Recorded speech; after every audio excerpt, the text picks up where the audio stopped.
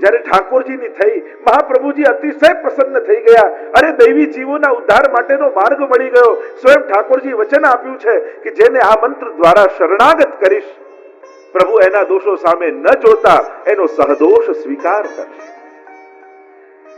બાજુમાં દમલાજી પડ્યા હતા. ઠાકોરજી જયારે પધારી ગયા એટલે મહાપ્રભુજી દમલાજીને કહ્યું, અરે દમલા ઉઠ, દેખ પ્રભુ પધારે. તે કછું સુન્યો? ઠાકોરજી એ બધું કહીને ગયા, તે કંઈક સાંભળ્યું? ત્યારે દમલાજીએ કહ્યું, અને દમલા છે મહાપ્રભુજીના અનન્ય છે. જો એમ કહી દે કે હા સાંભળ્યું, સમજી ગયો, તો મહાપ્રભુજી બરાબર જ્ઞાન થઈ જાય. અને પ્રભુની વાણીને આપણે જીવો સમજી પણ શું શકીએ? કારણ કે આપણી સમજ તો આપણી બુદ્ધિ પ્રમાણે આવે. ઠાકોરજી શું કહેવા માંગે છે એ અર્થ તો વલ્લભ બતાવી શકે. આપણે જો અર્થઘટન કરવા જઈએ તો જીવ જેવા અર્થો થઈ જાય. પણ આપણે તો ભગવદ વાણીનો અર્થ સમજવો છે.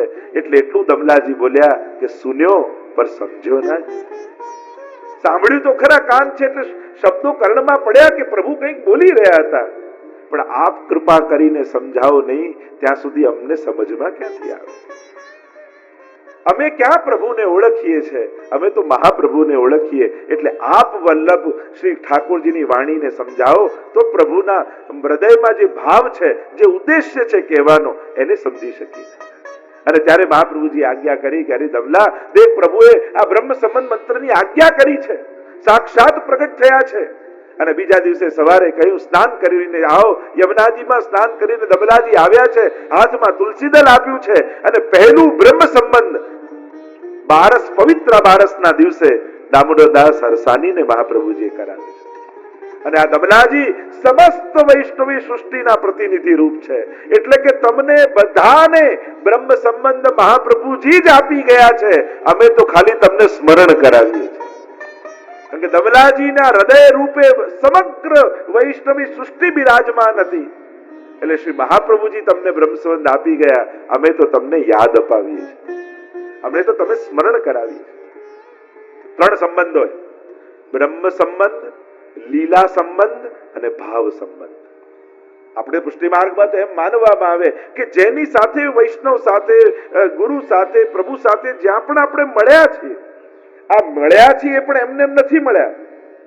આ ત્રણમાંથી આપણો કોઈ એક સંબંધ છે.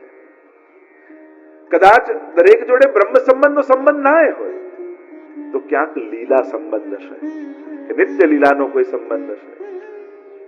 ક્યાંક લીલા સંબંધ નહીં હોય તો કોઈ ભાવ સંબંધ હશે. આપણે વાર્તા છે ને, આ ભાવથી પ્રાગટ્ય થયું, આ ભાવના પ્રાગટ્ય ચંદ્રાવલીજીના ભાવથી પ્રગટ થયા.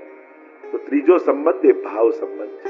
આ ત્રણમાંથી કોઈ એક સંબંધ ક્યાંક આપણે બધાનો છે, અને એટલા માટે આપણે બધા સત્સંગ કરવા એક જગ્યાએ ભેગા થાય. આ ત્રણમાંથી કોઈ એક સંબંધ તો છે જ, નહીં તો મળવાનું થાત જ નહીં ભૂતલ પર આપણા લોકો. તો બ્રહ્મ સંબંધની આજ્ઞા કરીને પહેલું બ્રહ્મ સંબંધ દમલાજીને કરાવ્યું. અને ત્યારે મહાપ્રભુજીએ આ સિદ્ધાંત રહસ્ય નામનો ગ્રંથ સૌથી પહેલા દામોદરદાસ હરસાનીજીને ભણાવ્યો. આવો પ્રવેશ કરીએ. થોડી પ્રસ્તાવના લાંબી થઈ, પણ ગ્રંથના દર્શન માટે, સમજવા માટે આવશ્યક હતું. આવો પ્રવેશ કરીએ સિદ્ધાંત રહસ્યમાં. લગભગ આપ બધા જ પાઠ કરો છો એટલે આપને બધાને યાદ છે. સાથે મળી એક એક શ્લોકનું અવગાહન કરતા જઈએ.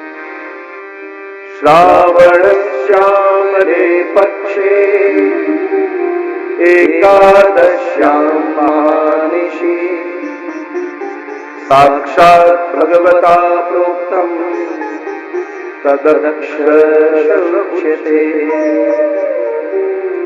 8.5 શ્લોકમાં જે મહાપ્રભુજી આ સિદ્ધાંત રહસ્ય ગ્રંથ બનાવ્યો, સૌથી પહેલા મહાપ્રભુજી આ ગ્રંથમાં સ્થાન, સમય અને મને સાક્ષાત ભગવદ આજ્ઞા થઈ છે એ વાતનો ઉલ્લેખ અહીંયા કરી રહ્યા છે. અંતઃકરણ પ્રબોધમાં બી વચન છે કે મને આજ્ઞાઓ થઈ છે. ગંગા સાગર સંગમે આપી પશ્ચાત મધુવને, આ બે આજ્ઞા પૂર્વમાં થઈ, એમ ત્યાં પધારવાની નિત્ય લીલામાં એનો ઉલ્લેખ મહાપ્રભુજીએ કર્યો છે. કારણ કે એને કારણે ગ્રંથની પ્રમાણિકતા સિદ્ધ થઈ છે. અહીંયા પણ મહાપ્રભુજી ભૂતલ પર પધાર્યા તો આપણને સંશય થાય કે શ્રી મહાપ્રભુજીને તો ખબર જ છે ભૂતલ પર કેમ પધારવાનું, કઈ રીતે દૈવી જીવોનો ભગવત સંબંધ કરવાનું, એ તો જાણે જ છે. પછી કેમ ચિંતા મહાપ્રભુજીએ કરી અને કેમ ઠાકોરજીએ પ્રગટ થઈને મંત્ર આપ્યો?